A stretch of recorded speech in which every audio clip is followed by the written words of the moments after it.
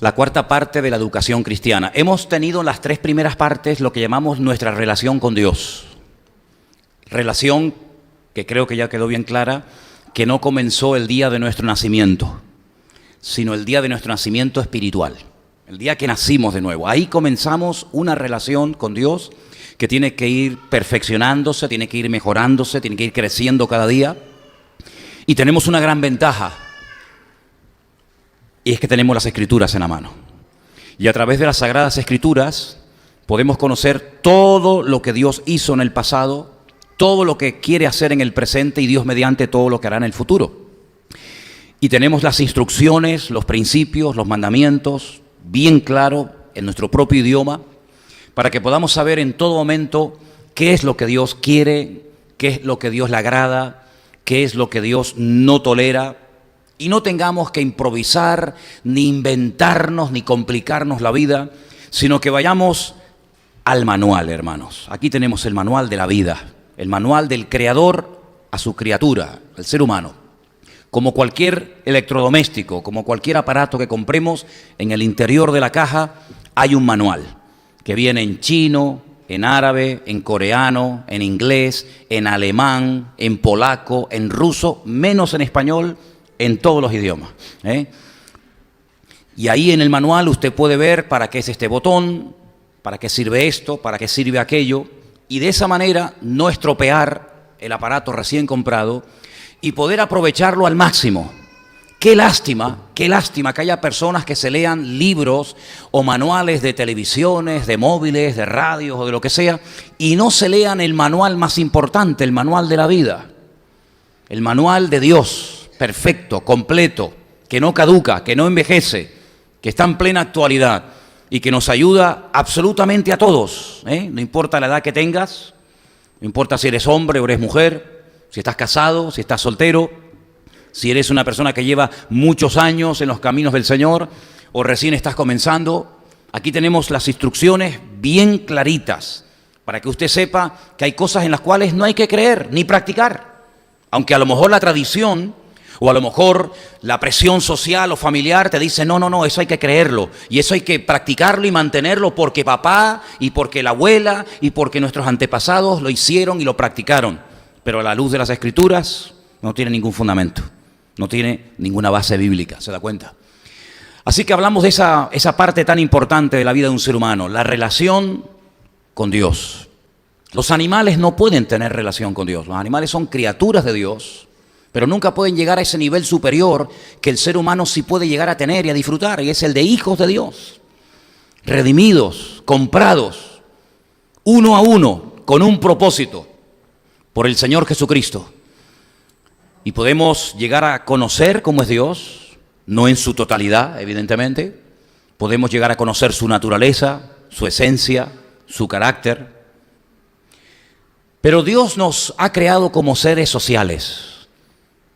Cuando le conocemos a Él, una de las cosas que nos damos cuenta de que Dios no es un ermitaño.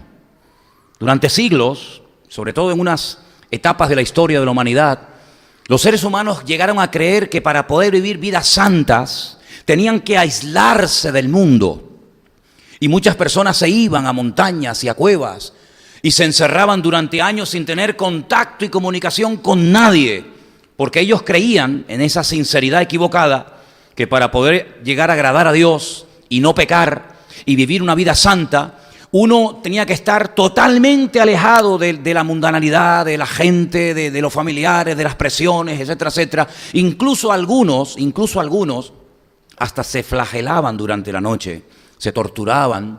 Había otros, y parece mentira que esto haya ocurrido a lo largo de la historia de la humanidad, construían enormes pilares, enormes columnas, se subían a lo alto para no tener ni siquiera contacto con la tierra y de esa manera estar, digamos, lo más santos posible, sin tocar la tierra, sin hablar con nadie, sin ver a nadie, como auténticos ermitaños, y de esa manera, pues, agradar a Dios. Si esa fuera la forma, la iglesia no tendría sentido. El Señor nos hubiera dicho, nos hubiera dado la orden de una vez que te conviertas, tienes que salir de la sociedad, tienes que buscarte un lugar tranquilo en las montañas, en una cueva, en una isla perdida, y allí vives tu relación con Dios y ya está. Pero eso no es bíblico. Está bien aislarse un tiempo. El mismo Señor Jesucristo se fue 1 mes y medio al desierto a orar y ayunar. Está bien aislarse de vez en cuando y estar en un lugar tranquilo, pero la cruda realidad, nos guste o no, es que el Señor ha diseñado lo que llamamos y conocemos como la iglesia. Y la iglesia no es una palabra que se emplea única y exclusivamente para lo que nosotros entendemos que es la iglesia, el conjunto, el grupo de hermanos, sino que la palabra eclesia era una palabra muy usada en Grecia. Y no tenía nada que ver con los cristianos, absolutamente nada que ver. Pero era como una palabra tan conocida que sobre todo el apóstol Pablo la tomó porque la gente conocía el significado de la palabra y la utiliza para hablar del grupo, de la asamblea de creyentes que se juntan con un propósito y es el de adorar a Dios y estudiar sus escrituras y conocerlo y adorarlo a Él. Pero cuando se juntaban, por ejemplo, grupos de personas para hablar de cuestiones políticas, eso se llamaba eclesia. Era un grupo de personas, ¿verdad?, que se juntaban con la finalidad de debatir o de exponer un tema, una cuestión, digamos, política o deportiva o de cualquier otra índole. Bueno, pues esa reunión de personas que se llamaba en Grecia eclesia es la palabra que nosotros utilizamos para definir al grupo de creyentes que se reúnen en un lugar concreto durante unos cuantos días a la semana para compartir, para convivir, para aprender en el roce cotidiano, ¿verdad? Aunque no es demasiado, pero que podamos aprender a descubrir cuáles son nuestras carencias, nuestras virtudes, nuestros defectos, nuestros dones, nuestros talentos, etcétera, etcétera. Y dice la palabra que no es bíblico el dejar de congregarse. A veces uno se encuentra cristianos un tanto raros, un tanto extraños, que dicen, no, yo no necesito ir a la iglesia, yo me quedo en mi casa, yo leo la Biblia, yo oro y yo me hago mi culto y yo no tengo que congregarme, ni necesito de hermanos, ni de iglesia, ni de pastor, ni de alabanza, ni de nadie. Bueno, eso suena muy bonito, pero la cruda realidad es que eso no es bíblico. La Biblia dice que no tenemos que dejar de congregarnos. Dice, como algunos tienen por costumbre. Dice, pero ese versículo está en la Biblia. Sí, ya lo sé. Y ya había en aquellos tiempos de la Biblia hermanos que tenían la costumbre de no congregarse. Pues parece que sí. Parece que había creyentes que dejaron de congregarse, no sabemos los motivos, pero en la carta dirigida a los hebreos, el autor de esa carta dice, hermanos, no dejen ustedes de congregarse. Y cuando el apóstol Pablo, por ejemplo, le escribe a los hermanos de la ciudad de Corinto, ellos tenían un sistema de culto que lamentablemente se ha ido perdiendo a lo largo del tiempo. Nosotros no tenemos ese sistema, lamentablemente. Digo lamentablemente. Solamente conozco una iglesia que se llaman asambleas de hermanos, que sí han logrado mantener algo de aquel estilo de la Biblia, de aquel estilo de los primeros cristianos. Y es cuando dice el apóstol Pablo, ¿tiene alguno salmo, tiene alguna doctrina, tiene alguna palabra? Pues los hermanos venían no solamente para estar sentados ahí 3/4 de hora, 1 hora, y escuchar una serie de alabanzas que más o menos puedes participar o no, y un mensaje que da una persona y todo el mundo más o menos en silencio y todo el mundo se va, sino que parece ser que las reuniones de los primeros hermanos nuestros en la fe no eran como nosotros hacemos los cultos hoy en día. Eran reuniones participativas, eran personas donde evidentemente había unos pastores, había unos líderes, unos responsables, pero era como un culto abierto, donde en cualquier momento una persona podía levantarse y compartir una palabra, o dar una palabra de exhortación, o una profecía, o un mensaje en lenguas y el otro interpretarlo, o podía compartir algún pensamiento. Y estas iglesias que acabo de mencionar, las asambleas de hermanos, ellos han mantenido el domingo a la mañana, el culto de comunión, como un culto, digamos, abierto, donde, entre comillas, cualquier persona puede compartir y puede levantarse y decir, pues mira, siento en mi corazón leerles un pasaje de la Biblia y compartir un poquito acerca de eso, ¿no? Entonces vemos que la vida cristiana no se ha diseñado para que cada uno la viva a su manera, ¿verdad? Y uno por aquí y uno por allá, sino que somos seres sociales y el Señor nos pone en algo que llamamos iglesia, para que ahí no solamente escuchemos, sino para que ahí también el Señor pueda tratar con nuestras vidas. Porque una de las cosas que dijimos en una de estas exposiciones o clases que dimos es que la iglesia es el taller de Dios. ¿Cuántos dicen amén? La iglesia es el taller de Dios, donde todo lo que hacemos, no solamente dentro de los cultos, sino fuera de los cultos, de alguna manera ejerce alguna influencia o deja alguna marca en las personas que nos rodean.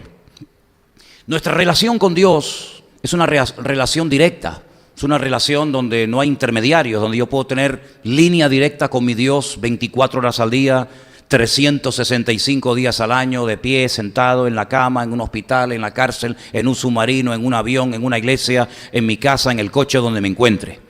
Pero el tema de las relaciones interpersonales, de las relaciones con los demás, es un tema muy delicado, porque la inmensa, no digo todos, pero la inmensa mayoría de las iglesias que han tenido problemas, hermanos que a veces se han ido a otras congregaciones, generalmente no son, en la mayoría de los casos, hay excepciones lógicamente, en la mayoría de los casos no es por problemas de doctrina. No es porque un día el pastor sube a la iglesia y empieza a enseñar cosas raras y los hermanos que ya tienen más o menos cierta madurez, cierto conocimiento de la Escritura, disciernen que lo que se está enseñando no es sana doctrina, no es palabra de Dios, y dicen: yo de aquí salgo escopetado porque han adoptado una línea en la cual esto no es de Dios y yo no voy a ser copartícipe de estas barbaridades y cojo y me voy. Sino que generalmente, repito, salvo excepciones, a veces surgen encontronazos entre creyentes. Y ahí encontramos en la Biblia muchísimo material para saber cómo tenemos que comportarnos cuando surgen situaciones de choque, de diferentes opiniones, de distintas voluntades o caracteres, donde hermanos pueden llegar a enfrentarse unos contra los otros. Y la Biblia está llena, sobre todo el Nuevo Testamento, está llena de consejos sabios, de principios, que si los ponemos en práctica podemos, como se dijo hace un instante aquí arriba, poder estar juntos, pero no de cualquier manera, sino juntos en armonía, con la paz y con la bendición del Señor. ¿Cuántos dicen amén? Tenemos que aprender a relacionarnos unos con otros. ¿Lo podemos leer? Ahí lo tenemos en la pantalla. Tenemos que aprender a relacionarnos con los demás o unos con los otros. En la vida se tiene que aprender a leer. Alguien nos tuvo que enseñar a escribir. Alguien nos tuvo que enseñar a sumar, a multiplicar. Alguien nos tuvo que enseñar lo que la mayoría de nosotros sabemos hoy en día. Pero ¿dónde se aprende a convivir?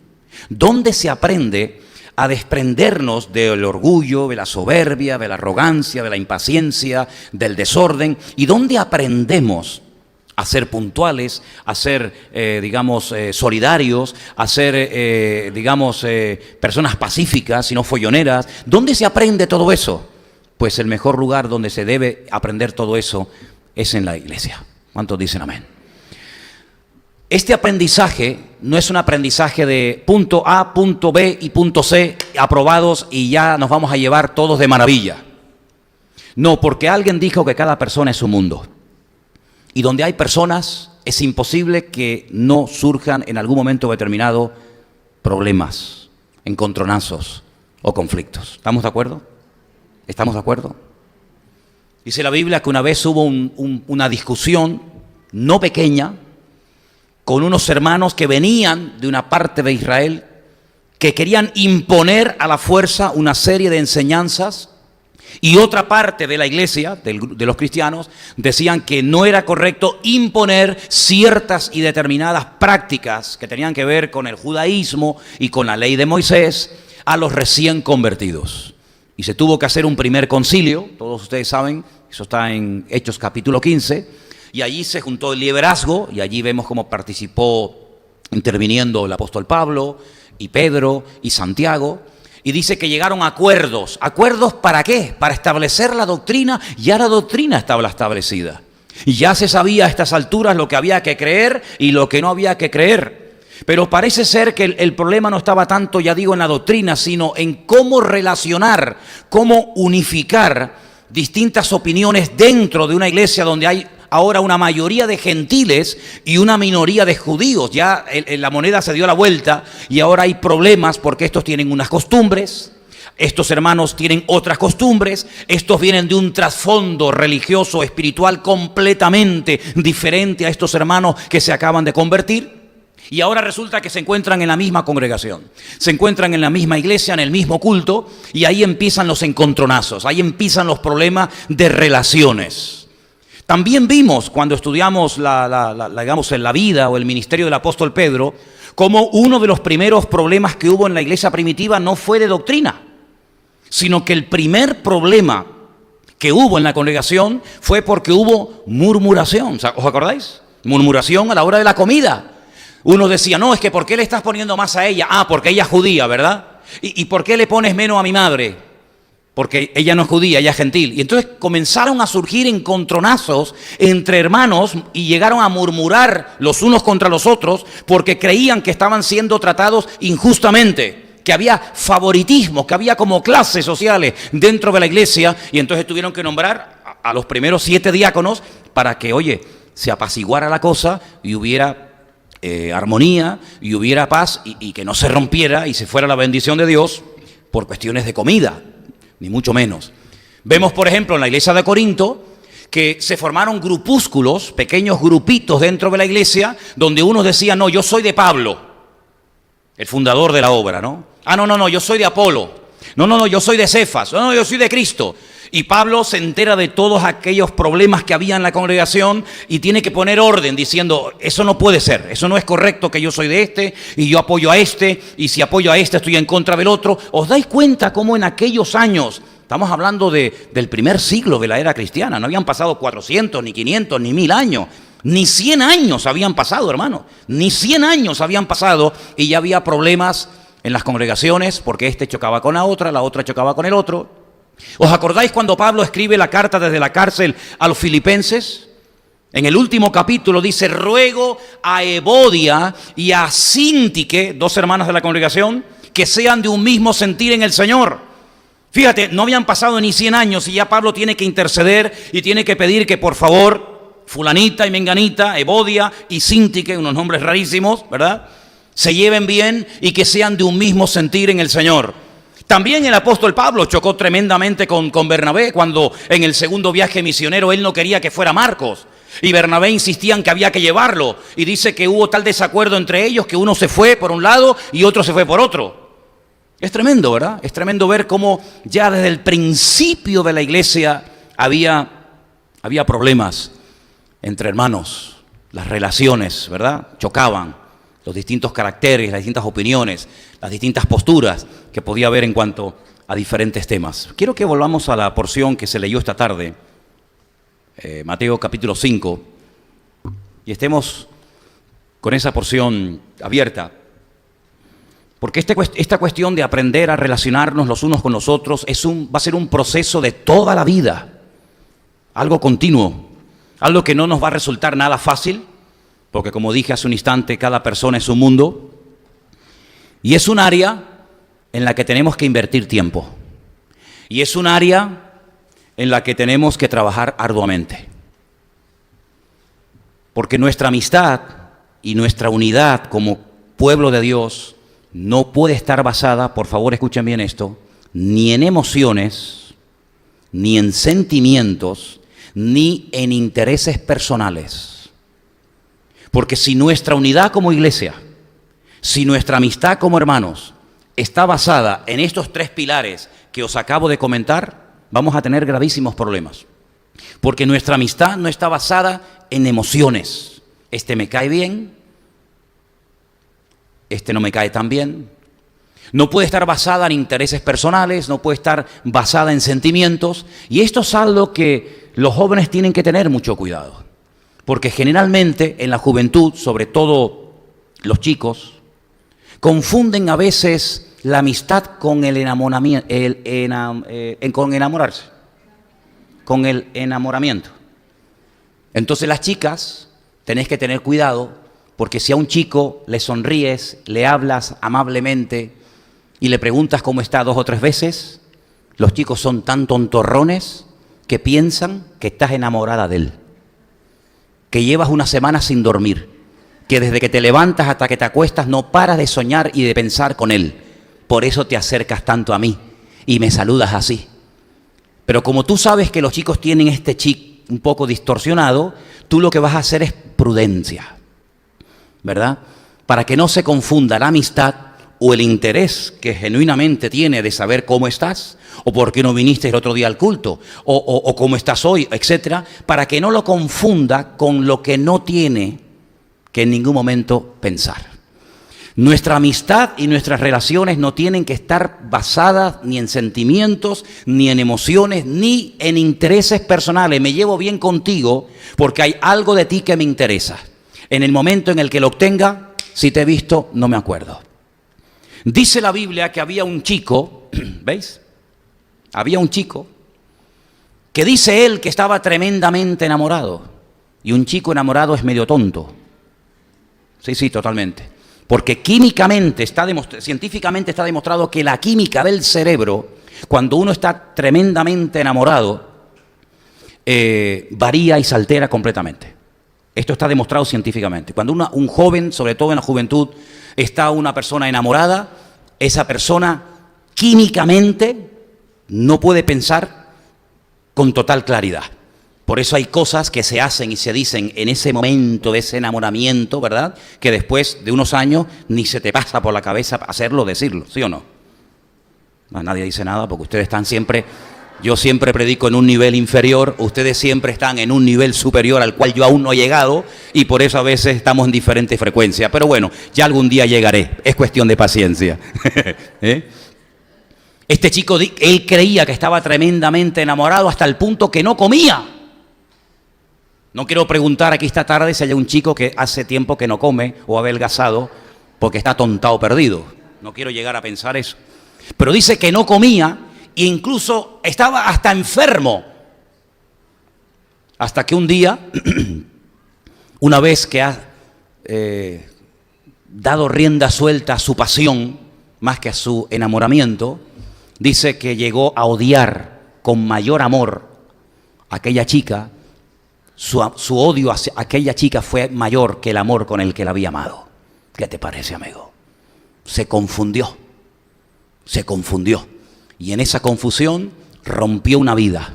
En esa confusión mezcló sus sentimientos con sus intereses personales, etcétera, etcétera, y destrozó una vida, y estoy hablando nada más y nada menos que de su propia hermana, con la cual abusó, tuvo relaciones con ella y luego dice que la aborreció y no quería saber absolutamente nada con ella. Si queréis conocer más de esta historia, por supuesto está en la Biblia la historia de Tamar y Amnón, los hijos de David, ¿verdad? Ahora, en este tema de las relaciones entre hermanos, en la congregación, a lo largo de la vida, tenemos en el Sermón del Monte unas instrucciones muy interesantes. Fijaros que el Sermón del Monte es como la constitución del reino de Dios, ¿vale? Allí encontramos absolutamente todo lo relacionado con la oración, con las ofrendas, con el carácter, con la vida sexual, con la vida matrimonial, con el tema del dinero, absolutamente con todo. Y hay una parte del Sermón del Monte, que es la que se leyó esta tarde en Mateo capítulo 5, verso 21, donde Jesús menciona uno de los mandamientos, concretamente el de no matarás, que realmente el mandamiento más que no matarás, literalmente dice no asesinarás, porque asesinar y matar no es lo mismo, aunque parece lo mismo. No asesinarás, porque si no puedo matar, ¿cómo Dios mandaba la guerra a su pueblo? Es una contradicción. Dice que no mate, pero luego me dice que vaya y los mate a todos. Entonces, ¿qué hago? ¿Los mato o no los mato? No asesinarás, que es muy diferente. Y el Señor dice, ustedes han oído ese mandamiento. Eso está escrito, está en la ley, está en la Torá. Dice, pero yo os digo, Él va mucho más allá del simple acto de matar físicamente a una persona. Y dice, yo os digo que cualquiera que se enoje contra su hermano será culpable de juicio, y cualquiera que le diga necio a su hermano será culpable ante el concilio, y cualquiera que le diga fatuo quedará expuesto al infierno de fuego. Estas palabras, raca sobre todo, una de las que se menciona, por fatuo, por necio, era un insulto. Estúpido, tonto, imbécil, vacío de cabeza, que no sirves para nada. Era un insulto, era una forma de menospreciar a la persona. Ahora fíjate que del menosprecio se pasa automáticamente al insulto verbal. Tú menosprecias en tu corazón a una persona y por la boca, tarde o temprano, que es el instrumento por el cual se canaliza, ¿verdad?, la ira, el enojo, Salen palabras que humillan y que matan espiritualmente a esa persona. El Señor está yendo mucho más allá de simplemente matar a una persona con una pistola, con un cuchillo, con una escopeta. Y Él dice que también se puede verbalmente se puede herir y se puede matar también a una persona. Y una de las cosas que dice el Señor es que cuidado con el tema de la ira. Ahora, he estudiado este tema y me llama la atención que en el texto, en griego, hay dos palabras diferentes para la palabra ira. Nosotros tenemos una sola en castellano, en español, ira. Pero en griego hay dos palabras. Una de ellas, la vamos a poner ahí en la pizarra, es la palabra timos. Esa es la primera palabra que significa ira. Pero también hay otra palabra, orgué, que significa también ira. ¿Cuál es la diferencia entre una y otra? Porque si las dos significan lo mismo, ¿por qué hay dos palabras para la misma palabra? Porque la primera palabra, timos, hace referencia a esa explosión de enfado que tan pronto viene como tan pronto se va. ¿Vale? No es la ira que perdura en el tiempo, ese enfado constante y permanente que, como esa leña al fuego que lanzamos para que no se termine nunca de apagar, que ya termina formando parte de tu carácter, de tu naturaleza, de tu esencia como persona, sino que timos es la persona que se enfada. Todavía no hemos llegado a esa frase. La persona que se enfada, pero que no mantiene el enfado. Por eso dice la Biblia, airaos, pero no pequéis. ¿Se airó alguna vez el Señor? Porque claro, si nuestro modelo a imitar es el Señor, la pregunta es, ¿en algún momento el Señor públicamente se airó en contra de algo o de alguien? Sí, por supuesto, por supuesto. Y no vamos a cuestionar aquí al Señor en su actuación de decir, madre mía, el Señor, ¿qué ha hecho? ¿Tú te atreverías a decirle al Señor, Señor, ¿qué has hecho? ¿Lo estás haciendo mal?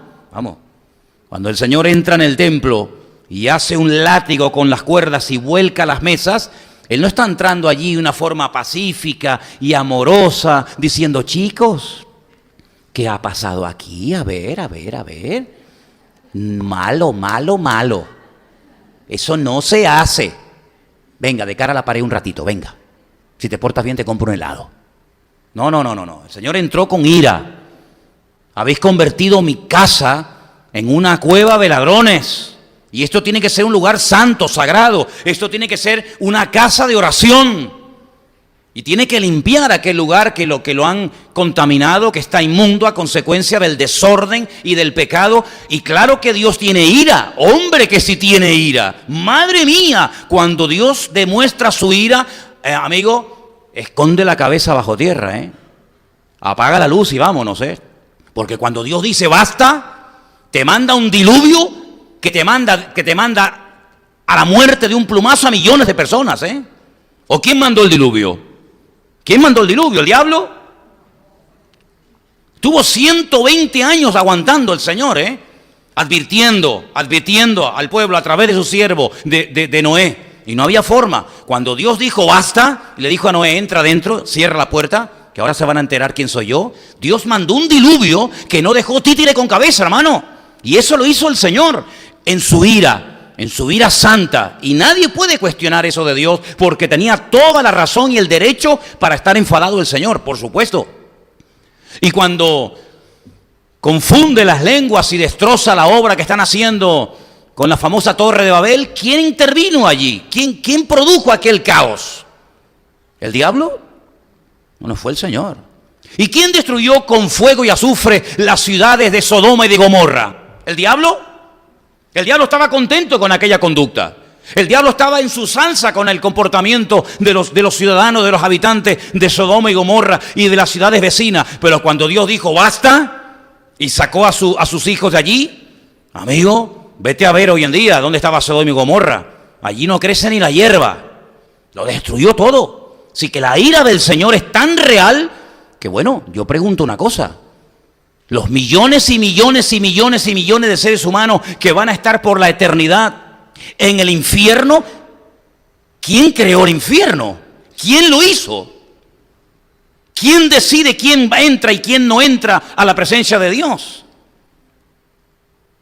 ¿Dios tiene ira o no tiene ira? Es que Dios no es un pacifista, amigos. Un señor muy bueno con una manga muy ancha que al final dice, no pasa nada, no pasa nada. Ladrones, adúlteros, fornicarios, pecadores, no pasa nada. Yo soy un Dios bueno, suban todos, vamos a estar juntitos por la eternidad. No, ese no es nuestro Dios. Claro que Dios es un Dios de amor y creo que está bien claro que Dios es un Dios de amor, ¿sí o no? Si no fuera por eso, ni tú ni yo estaríamos aquí. Y la misericordia de Dios, clarísima. Pero la justicia y la ira de Dios, que no te quepa la menor duda, que el que más justo y el que más ira en un momento determinado puede llegar a derramar y a manifestar sin lugar a dudas, es el Señor, por supuesto. Pero aquí se está hablando de esa ira permanente, constante, donde no hay misericordia, al contrario, hay un deseo de venganza. Y Pablo, o mejor dicho el Señor, y también Pablo hace referencia de que se tiene que quitar de nosotros el enojo, la gritería y la ira, también como vamos a leer ahora. Pero ¿de qué ira se refiere el Señor? Se refiere a esa ira que no perdona, esa ira de ese ser vengativo, esa persona que guarda el enojo 20 años, viene a la iglesia, canta, pero está airado contra alguien, no lo ha perdonado. Dice que es cristiano, dice él, como aquella que decía que era profetisa, que no era nada, aquella famosa Jezabel del libro del Apocalipsis. Esa es la ira que el Señor condena rotundamente en la Escritura. Esa ira de no perdono, y no perdono, y no perdono, y me da igual si cambias, si no cambias, si me besas, si me rechazas, si te quedas, si te vas. Yo tengo este enfado, y es una persona que termina siendo un amargado, y amargando a todos los que están a su alrededor, porque la ira es el cáncer de la fe que mata la paz, mata la concordia, mata la bendición y mata a esa persona para siempre. Y dice la Biblia que el que se levanta con ese tipo de ira contra su hermano, aunque no lo haya matado de un tiro, pero sí lo ha matado en lo más profundo de su corazón, dice que esa persona arderá eternamente en las llamas del infierno. Ay, amigo, ¿y eso está en la Biblia? Pues Luis lo acaba de leer hace 5 minutos, ¿o no os acordáis? Pero no solamente eso, sino dice un poquito más adelante que cuando tú vas al altar a llevar tu ofrenda, ahora, nosotros no tenemos que ir hoy en día al altar a llevar ofrendas, porque esto está escrito hace 2000 años. Yo estoy leyendo esto 2000 años después de haber pronunciado esta palabra del Señor en el monte de las Beatitudes, allí en Galilea. Por lo tanto, yo no puedo interpretar esto exactamente igual que los que oyeron en persona esta palabra, porque la audiencia que yo tengo delante de mí esta tarde no es una audiencia judía. No estamos viviendo en Jerusalén con el templo a pleno rendimiento, pero el Señor Jesucristo estaba dirigiendo sus palabras a una generación que conocía perfectamente lo que era la menorá, lo que era el sumo sacerdote, lo que era el templo, lo que era los sacrificios, lo que era el altar, y eran mayoritariamente judíos. Cuando Él le dice a su audiencia en aquel momento lo siguiente, versículo 23, si traes tu ofrenda al altar y allí te acuerdas de que tu hermano tiene algo contra ti, deja allí tu ofrenda delante del altar, anda, reconcíliate primero con tu hermano y entonces ven y presenta tu ofrenda. ¿A qué altar se refiere al Señor? En las iglesias se llama altar a esto, ¿verdad? Y hay gente que dice, hermanos, pasen al altar. Esto no es ningún altar, esto es una plataforma. El altar al que se refiere Mateo capítulo 5 era el altar del sacrificio que estaba en el lugar del atrio en Jerusalén. Era un altar enorme donde la gente iba a presentar sacrificios de animales, cosa que hoy en día no existe, ni se debe hacer, porque tampoco se pueden hacer, porque no existe dicho altar, ni dicho lugar, ni dicho templo. Cuando la gente iba a Jerusalén, porque no se podía quedar en su casa, hacer un sacrificio y pedir perdón por sus pecados. Bueno, y si vivía a 200 kilómetros del altar, pues me da igual. El único lugar donde los pecadores tenían que ir a presentar sus sacrificios era el altar que estaba en Jerusalén. Y si usted vive en Roma, o si usted vive en España, o usted vive en Capernaum, o usted vive en Samaria, usted tiene que ir al lugar establecido por el Señor. Era algo tan importante, hermanos, que hay todo un libro que es el manual del Levita, el famoso libro de Levítico, donde se decía cómo tenían que ser los animales, cómo tenían que llevarse, cómo tenían que sacrificarse, quién podía comer de esos animales y quién no podía comer, qué tipo de animal había que llevar según el pecado que había cometido, etcétera, etcétera. Era todo un ritual increíble. qué había que hacer con el animal muerto, qué partes había que comer, qué partes había que quemar, qué se hacía con la sangre, etcétera, etcétera, etcétera. Toda la vida del judío en aquel tiempo giraba en torno al templo, era el centro religioso de la época. Fíjate qué importante era esto, hermano, que la gente iba allí al templo, al altar del sacrificio, a pedir perdón por sus pecados. Pero ¿y cómo lo hacían? Alguien que había cometido un pecado. Bueno, yo cojo un cordero, me voy a Jerusalén, toma, mátame el cordero, ¿qué pecado? No, no era así. No era así, con esa simpleza con la que algunos lo explican. No, porque los sacrificios no se crearon para sustituir el arrepentimiento del pueblo. ¿Cuántos dicen amén? Los sacrificios no se crearon como sustituto del arrepentimiento. Yo no estoy arrepentido, yo no voy a cambiar, pero yo cumplo con la ordenanza, con la liturgia. ¿Qué hay que llevar? Un cordero, toma el cordero. Pero yo a este no lo perdono. Yo he robado, yo no estoy arrepentido, pero yo traigo la oveja. No era así, no era así. De hecho, tanto en el Talmud, que es una literatura mucho después de Cristo, y en otros libros de la época, se decía que el arrepentimiento o los sacrificios no sustituían en ningún momento el arrepentimiento de la persona. Es más, el ladrón arrepentido, fijaros qué serio era esto, que no era suficiente con presentar un sacrificio y ya está. No, cuidado. ¿Os acordáis de la visita que hace el Señor Jesucristo a la casa de Zaqueo? ¿Os acordáis o no?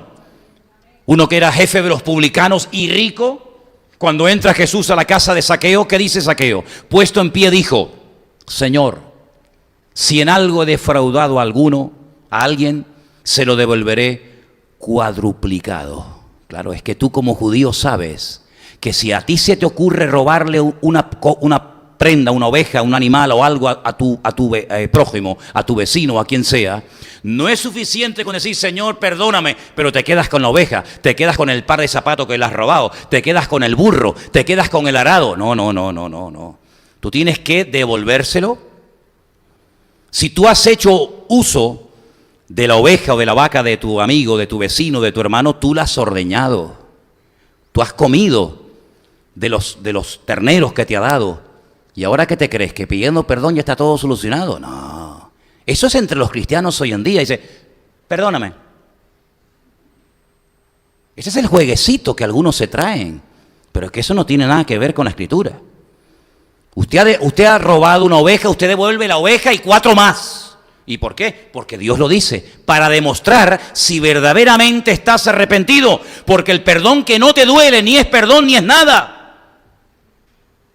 Te tiene que doler, amigo, tienes que humillarte y tienes que dar 4 veces más. Y si no, no te hubieras llevado lo que no te corresponde.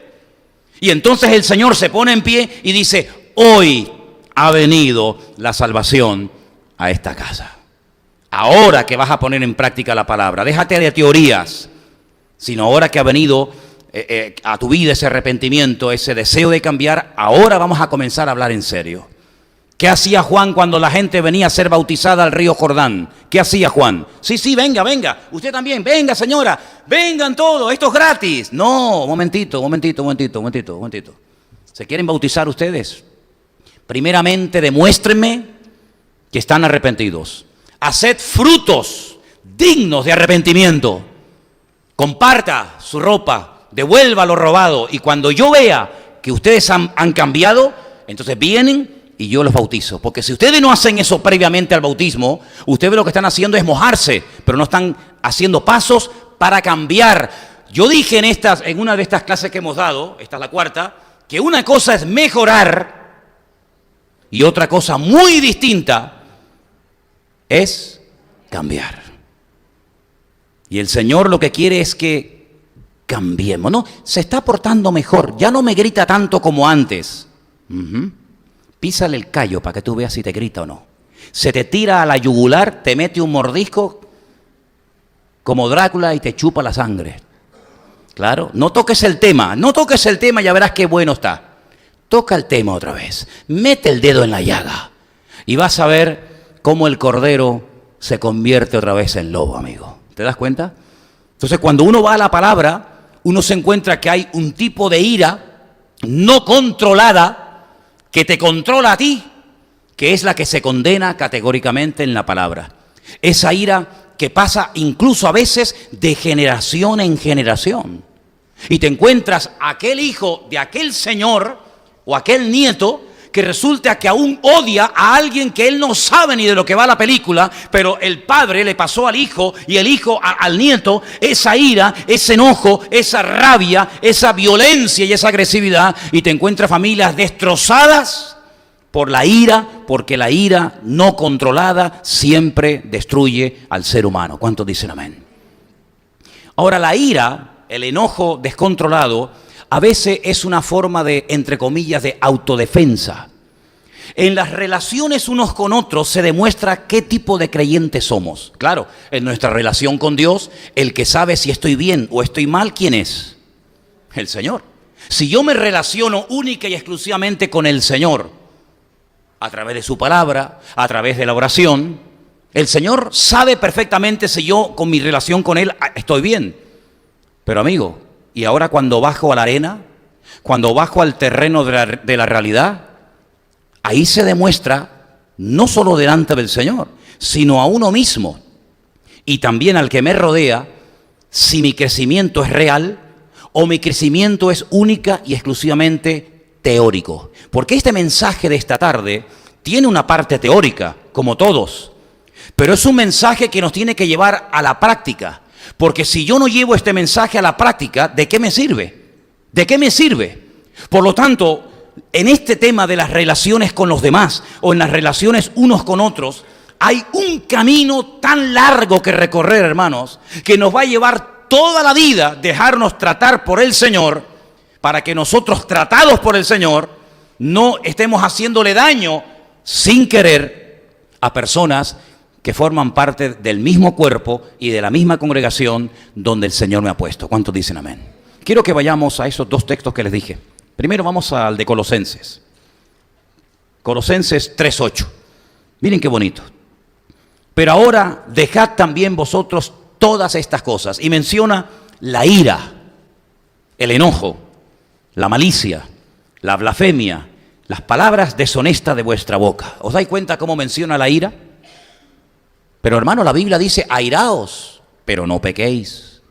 Airaos, pero no pequéis. No se ponga el sol sobre vuestro enojo. Es decir, arreglen las cosas lo antes posible. ¿Cómo es posible que matrimonios que lleven 50 y 60 años de casados salgan en televisión, en radio y en los periódicos continuamente? Señor de 75 años mató a su mujer de 28 puñaladas porque la quería y luego se ahorcó. Y dice, ¿cómo es posible? ¿Verdad? ¿Cómo es posible esto? Pues no será el primer ni el último caso en España, en este país, que ocurren casos como estos. ¿Es que acaso la ira va desapareciendo con el paso del tiempo? ¿Así? ¿Un señor de 80 años no tiene la ira que puede tener un chico de 20?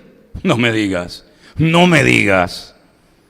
Pues estamos viendo constantemente personas que no importa la edad que tengan, ni la cultura, ni si son de campo, son de ciudad. Vemos que personas con muy avanzada edad son capaces de levantarse y asesinar y descuartizar y darle hachazos a su mujer hasta el punto de matarla.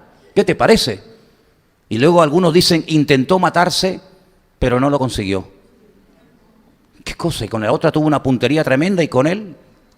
Otro versículo muy interesante acerca de la ira es Santiago, capítulo 1, verso 20. Y dice así, Santiago 1:20, porque la ira del hombre no obra la justicia de Dios.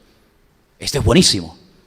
Cuando la ira domina las circunstancias, cuando la ira como caballo desbocado pierdes el control, aunque Dios quiera obrar, tu carácter ha contaminado de tal manera el ambiente que cuando la ira del hombre se manifiesta, la justicia de Dios no se puede bajo ningún concepto manifestar. Ahora, hay cosas que nosotros podemos hacer y también podemos evitar para fortalecer y para enriquecer las relaciones. Por ejemplo, un consejo que yo siempre doy, y espero que lo cumplamos, es no estés siempre con la misma gente. Abre tu círculo de amistades. Siempre estás con los mismos. o con las mismas. ¿Por qué? Si la iglesia es el taller y el lugar donde Dios te puede poner en contacto con personas de otra edad, de otra cultura, de otro nivel, ¿por qué no lo aprovechas? ¿Por qué única y exclusivamente tienes un círculo tan reducido de amigos o de amigas y te pierdes la riqueza de poder entrar en contacto con otras personas que seguramente fuera del ambiente o del círculo de la iglesia nunca conocerías? Pero que sin embargo el Señor a tu lado pone a un señor de edad y pone a un niño y pone a una señora y pone a un hermano de miles de kilómetros de distancia de aquí, de otro país o de otra cultura, para que entre todos podamos disfrutar y enriquecernos mutuamente los unos a los otros. Entonces mi primer consejo es: amplía tu círculo de amistades dentro de la congregación. ¿Cuántos dicen amén? ¿Lo van a hacer? Este lado no ha dicho nadie amén. ¿Lo vais a hacer? ¿Lo vais a hacer? 3. ¿Lo vais a hacer? 5-3. Vale. ¿Qué te parece? Amplía, mijo. Saluda a todos antes y después del culto. ¿Lo vais a hacer?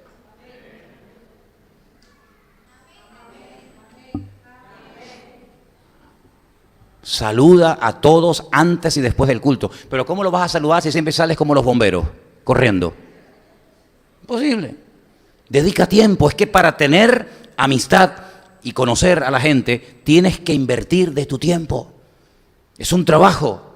No es apretar un botón. Ahora llego y en cuanto yo llegue, hacen así, ¡vum! Todos vienen a saludarme, a besarme. ¡Ay, qué tal! ¿Cómo está? No sé qué. No es así. Tienes que invertir tiempo, tienes que sembrar para poder cosechar. ¿Cuál era el primer consejo?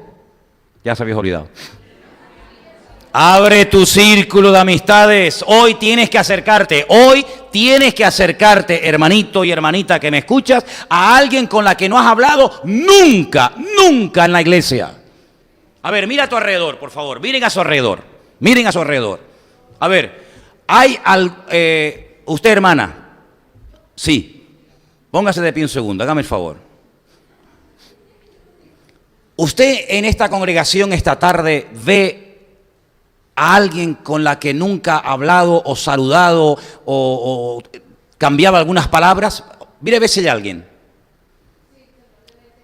El señor de lentes que está allá. El fratelo. ¿Es la que ya? Ok. Y aquel allá. Mira, ya tienes a 2. Ya tienes trabajo esta tarde. Qué bueno. Perfecto.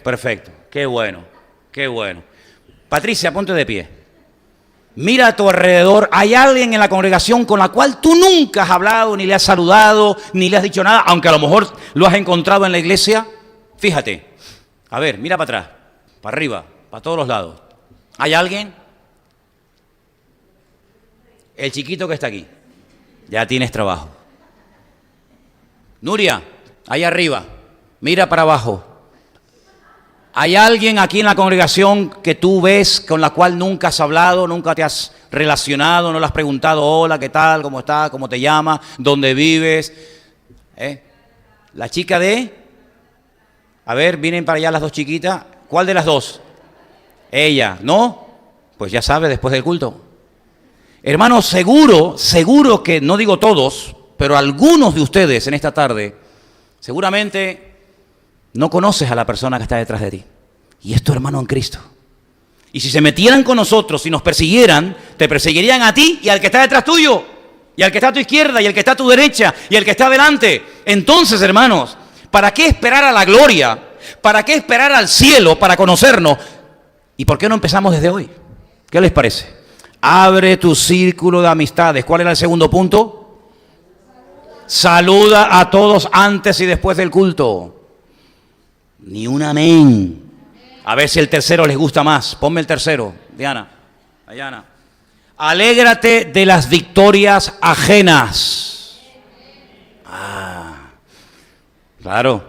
Cuando alguien recibe una victoria, tómatela como si fuera tuya. ¿Cuántos dicen amén? Alégrate con su victoria. Ríe con el que ríe, llora con el que llora y sufre con el que sufre. Dice la Biblia. Cuando a ti te va bien, a mí también me va bien. ¿Cuántos dicen amén? Y cuando a ti te va mal, a mí también me va mal. ¿Qué te parece?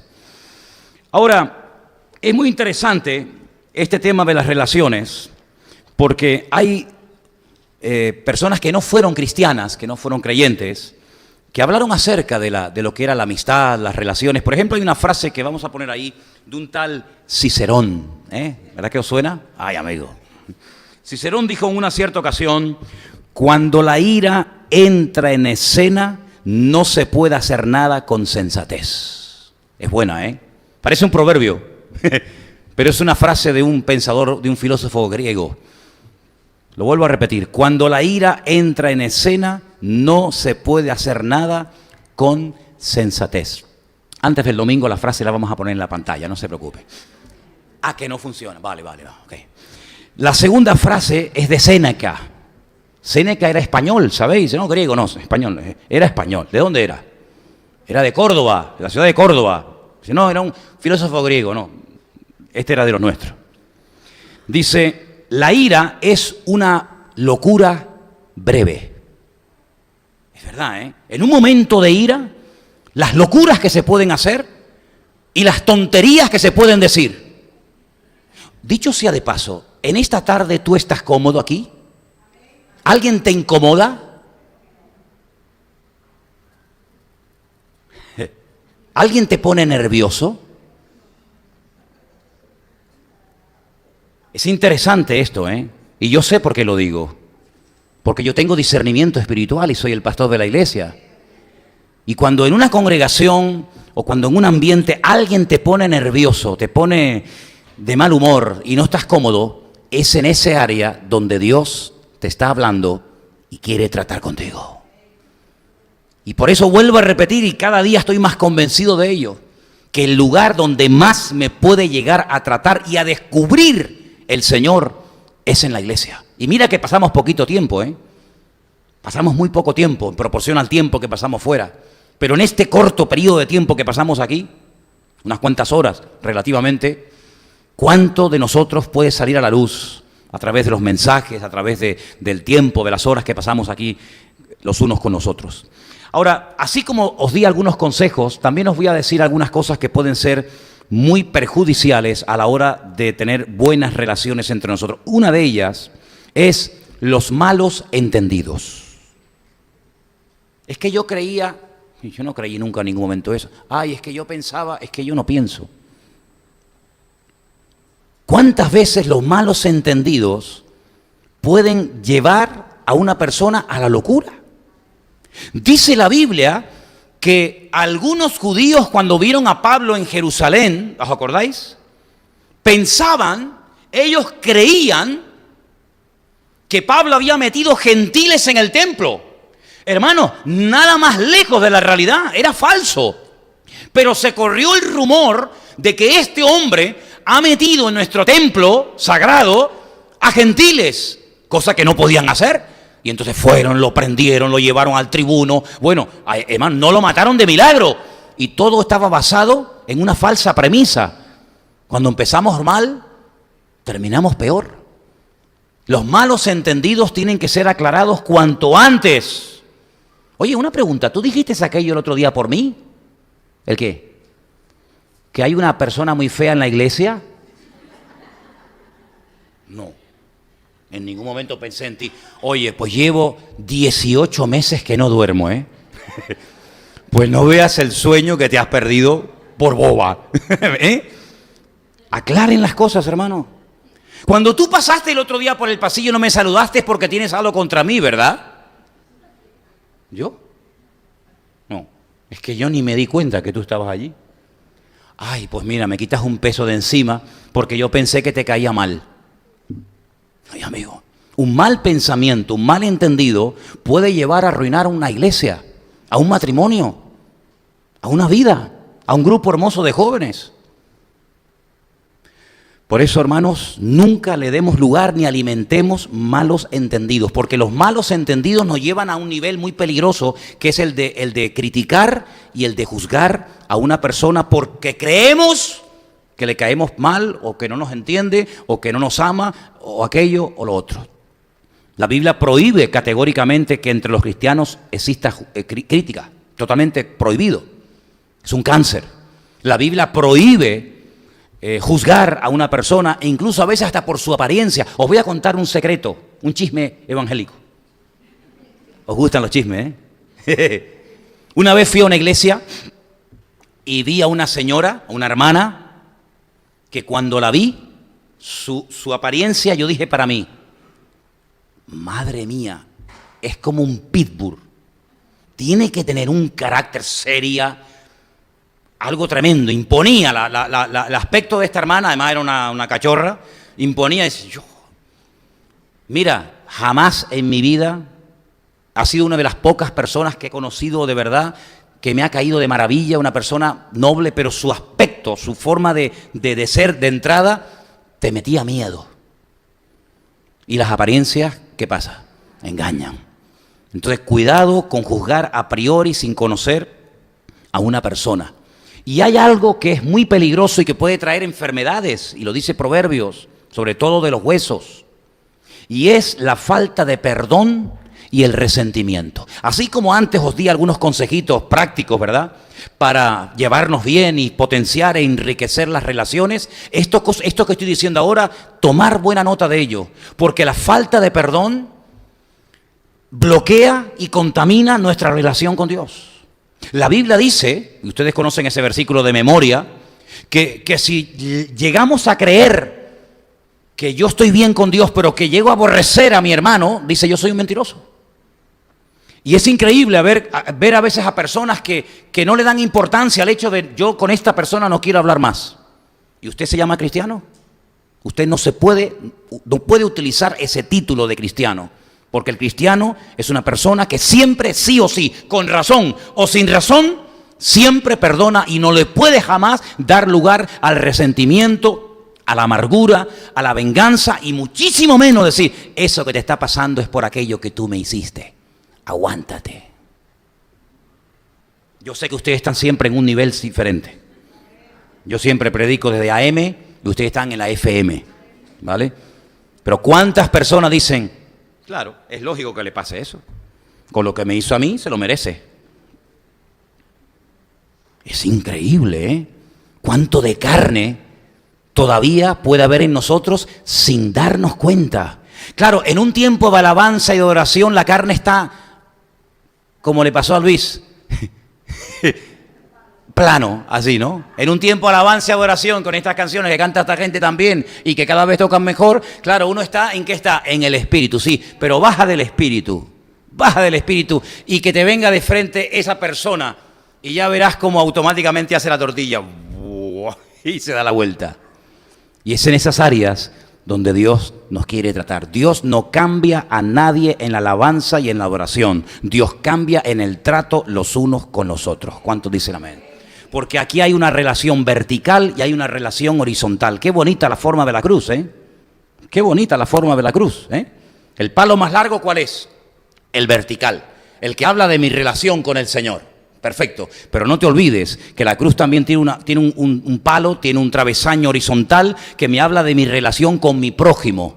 El Señor levantaba la mirada y hablaba al Padre, pero no te olvides que aquí hay un ladrón, y aquí hay otro ladrón, y aquí hay circunstancias, y aquí hay cosas. Este se va a burlar, el otro te va a pedir favores, el otro que se ríe de ti, el otro que te bajes de la cruz, el otro que sálvate a ti mismo y a nosotros, el otro que si eres tan poderoso. Todo eso tiene que ver con este plano, con esta dimensión, con lo otro, Padre, encomiendo a ti mi espíritu, ¿verdad? Con eso no hay problema. El problema siempre surge a este nivel inferior en el cual de momento vivimos hasta que Dios lo permita. Y por lo que vemos todavía el Señor con Luis y con todos nosotros nos quiere tener aquí porque todavía nos tiene que pulir. ¿Cuántos dicen amén? Porque dice que nos quiere quitar las manchas y las arrugas. Oye, eso de las arrugas me ha gustado, ¿eh? Lo de las manchas uno lo lleva bien porque, oye, más o menos uno viene limpito, ¿no? Pero lo de las arrugas, uno se mira por la mañana al espejo y dice, chuy, esta la semana pasada yo no tenía esto. Elena, tienes que limpiar el espejo, que este espejo me hace arrugas, ¿eh? Sin manchas y sin arrugas nos quiere ver el Señor. ¿Cuántos dicen amén? Sin arrugas quiere decir que nos quiere ver jóvenes, renovados, bendecidos, en plena comunión con Él y los unos con nosotros. Quiero también compartir algo que me ha llamado mucho la atención. Y es lo siguiente, cuando la persona iba al templo, al altar, a presentar el sacrificio, tenía que poner, la costumbre era, las manos fuertemente sobre el animal y era como una especie de que se traspasaba la maldad, el pecado de la persona, confesaba el pecado públicamente y ese animal moría, era un animal inocente evidentemente, en sustitución del pecador. Pero tenía que haber previamente una confesión pública de pecado, tenía que haber una rectificación del pecado, porque si no, como dije antes, el sacrificio no sustituía nunca el perdón. Ahora, hay un versículo que encontré en esta mañana extraordinario, que viene como anillo al dedo a lo que voy a decir, y tiene que ver con una situación de la vida donde un rey, al cual todos amamos y respetamos, es nuestro queridísimo rey David, comete un pecado tremendo. Como es el rey, cualquiera se le acerca a llamarle la atención al rey. Te juegas la vida, amigo. Pero hay un profeta. El profeta tiene que tener una característica y es la valentía. Porque habla lo que nadie quiere hablar, porque se atreve a decir y a señalar con el pecado lo que nadie señala y cuestiona, pero él llega y exhorta y reprende al rey David. Y el rey David hace una oración, yo no creo que todas haya escrito, pero sí creo que parte de esa oración de arrepentimiento está escrita en el Salmo 51, y en ese salmo, que es una oración extraordinaria, hay algo que yo leía esta mañana, que lo subrayé y dije, voy a leer este versículo esta tarde porque viene de maravilla con lo que estoy diciendo. El Salmo 51, verso 17 dice así: los sacrificios de Dios son el espíritu quebrantado. Al corazón contrito y humillado no despreciarás tú, oh Dios. ¿Lo leemos juntos, hermanos? Es buenísimo, ¿eh? Vamos. Los sacrificios de Dios son el espíritu quebrantado. Al corazón contrito y humillado no despreciarás tú, oh Dios. ¿No dijo en cierta ocasión o en varias ocasiones el Señor, estoy harto de vuestros sacrificios? En muchas ocasiones, ¿verdad? Simplemente rituales, religiosidad, liturgia, pero no había cambios genuinos en el corazón. Sin embargo, el Señor nunca se va a cansar de ver gente humillada, quebrantada y verdaderamente arrepentida delante de la presencia del Señor. Llegó un momento a decir, no quiero más sacrificio, no quiero más ofrenda, aborrezco todo esto que estáis haciendo, pero nunca jamás le dará la espalda ni echará de su presencia a una persona con un genuino arrepentimiento y con un corazón contrito y quebrantado delante de la presencia del Señor. Es más, el profeta Isaías dice que el Señor habita en la altura, en la santidad y con el quebrantado y humilde de corazón. ¿Habéis leído ese versículo? Es buenísimo, ¿eh? ¿Dónde habita Dios?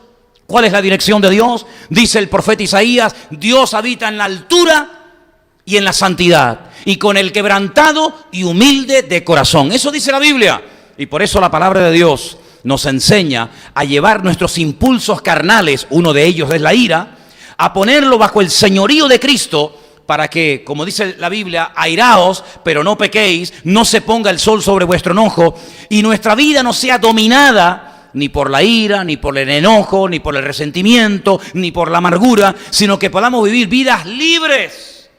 Porque si nosotros estamos en paz con nosotros mismos, vamos a estar en paz con la gente que nos rodea.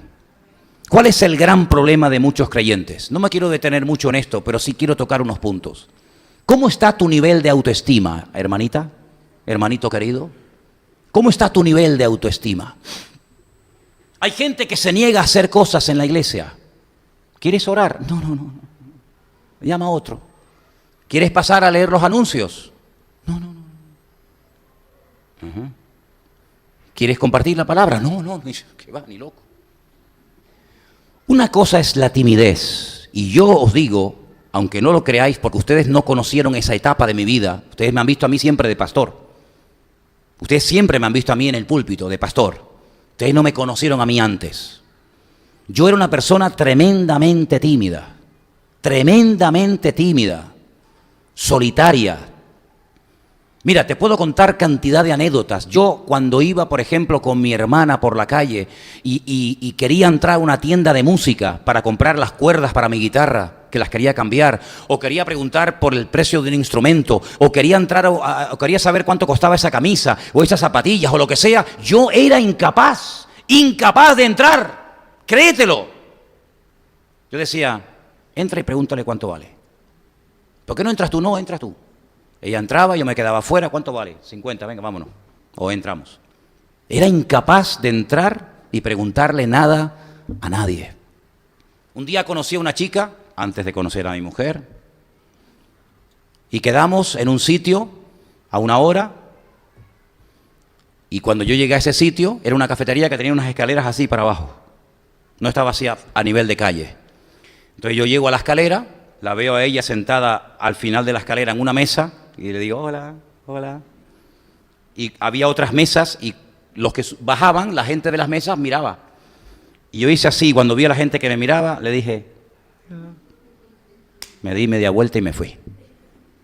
Incapaz de bajar por unas escaleras y que la gente a mí me mirara. Así era yo. Cuando el pastor de mi congregación, de la congregación en la que yo me asistía, me pidió un domingo a la tarde cantar una canción antes de la predicación, le dije que sí, no aparecí. Al domingo siguiente me dijo, el domingo pasado tenías que haber cantado una canción, ¿te acuerdas? Digo, sí, sí, vas a cantar había culto por la mañana y por la tarde el domingo en mi iglesia. Yo me convertí así. ¿Vas a cantar esta tarde? Dije, sí, sí, claro. No aparecí. Al tercer domingo, este pastor me dice, ¿vas a cantar hoy, sí o no?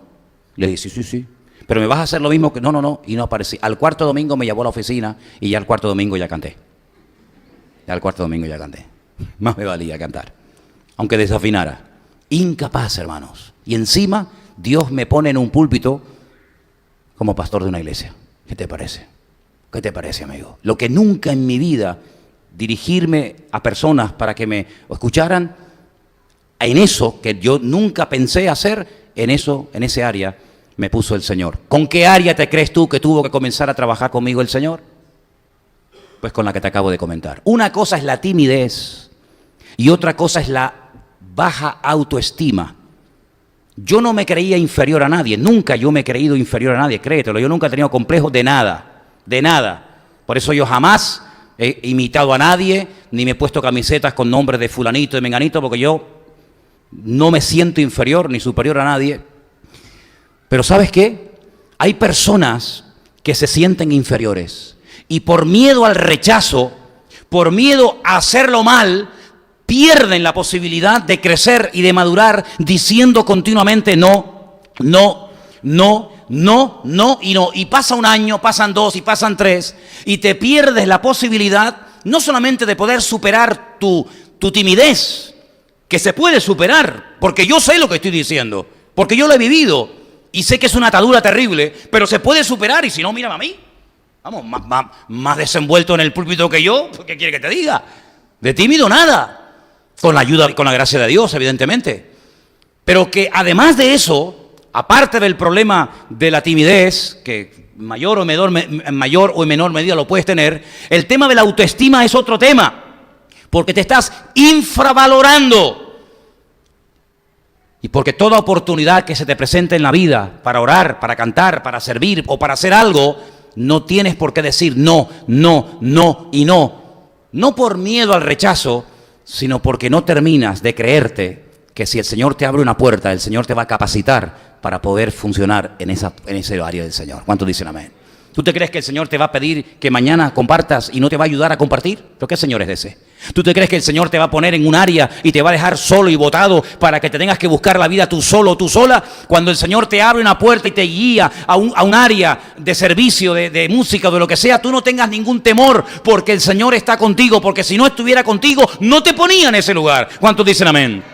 Le dijo a Josué, yo estaré contigo todos los días, como estuve con Moisés, estaré contigo. Gloria a Dios, qué bien. Sí, pero ahora esfuérzate y sé valiente. Levántate y ve a pelear. ¿Pero estás conmigo? Claro, por eso tienes que ir a pelear. Porque si no estuvieras tú conmigo, ¿cómo voy yo a ir a pelear contra los filisteos, contra los amorreos? Es imposible. Si el Señor te dice, ve a la batalla, es porque el Señor ya ganó esa batalla antes de que tú fueras. Y por eso te lleva. Él pelea la batalla y te permite a ti estar en primera línea para que reconozcas que el Señor es todopoderoso y que nadie te podrá hacer frente en todos los días de tu vida. Así que a partir de ahora, nadie le dice al pastor, no quiero esto, no quiero aquello, no quiero tal, porque el Señor, puerta que te abra, puerta que puedes utilizar para crecer y madurar y servir al Señor. ¿Cuántos dicen amén? ¿Cuántos dicen amén? A ver, déjame oírte. ¿Cuántos dicen amén? Ok, perfecto, lo tengo grabado en el chic. Y termino.